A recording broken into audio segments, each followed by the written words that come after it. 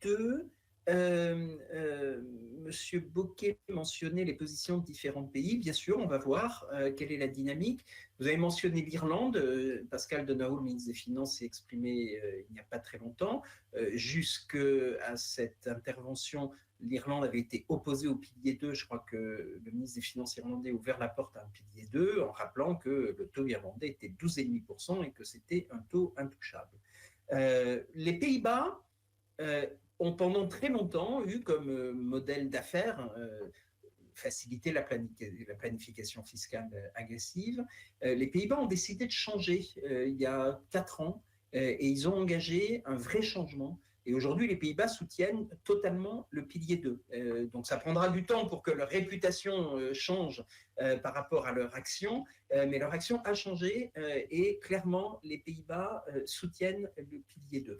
Mais sous-jacente à votre question, il y a la problématique de est-ce que l'Union européenne sera capable de produire un pilier 2 ? Parce que les pays en Union européenne ne peuvent sans doute pas bouger unilatéralement. Il faut une directive européenne pour que ceci soit compatible avec le droit communautaire. Or, on le sait, en matière fiscale, c'est l'unanimité qui prévaut. Et donc, pour que les États-Unis puissent avancer sereinement avec le soutien du reste du monde, il faut que l'Europe puisse agir. Et donc, il faut qu'en Europe, la dynamique des grands pays très favorables au pilier 2, l'Allemagne, la France, l'Italie, l'Espagne et quelques autres, puissent infléchir les positions de plus petits pays qui seraient contre. Je vous ai dit, ce n'est pas le cas des Pays-Bas. À ma connaissance, ce n'est pas le cas du Luxembourg. J'en ai parlé il y a peu de temps avec le ministre des Finances luxembourgeois, Pierre Gramegna, qui n'est pas hostile au pilier 2. L'Irlande est hostile. Les pays de l'Est européen, de la Pologne à l'Estonie, en passant par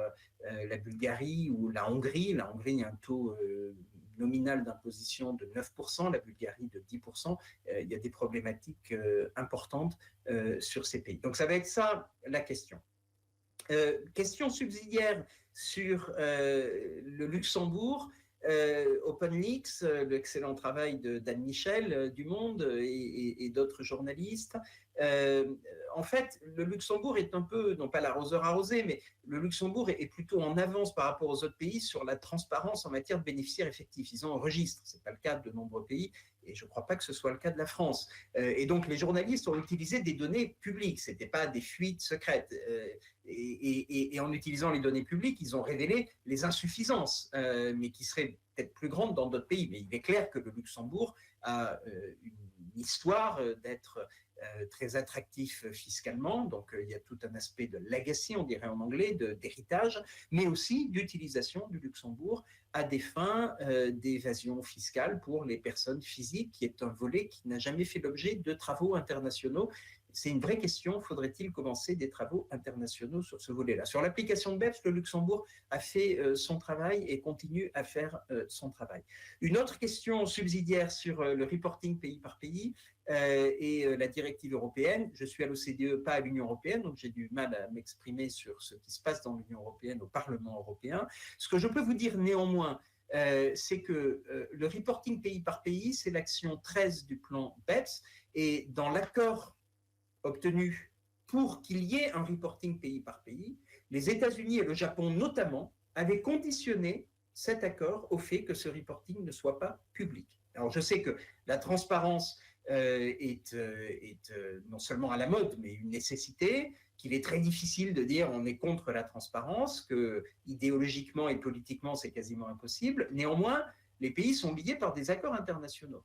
Alors, il se trouve que là, c'est un accord moral, plus qu'un accord juridique, mais l'accord, c'était que ce reporting pays par pays ne soit pas public. Et d'ailleurs, les États-Unis n'avaient pas exclu la possibilité de se retirer de l'accord, c'est-à-dire de cesser de donner l'information si les pays rendaient ça public. D'où la difficulté de la négociation et de la discussion dans une directive européenne qui est pétrie de bonnes intentions, mais qui oublie un peu vite les engagements internationaux. On a, en tant qu'Européens, très souvent le doigt sur les États-Unis en disant vous agissez unilatéralement et vous ne respectez pas ce que font les autres pays. Il faut parfois aussi se regarder soi-même.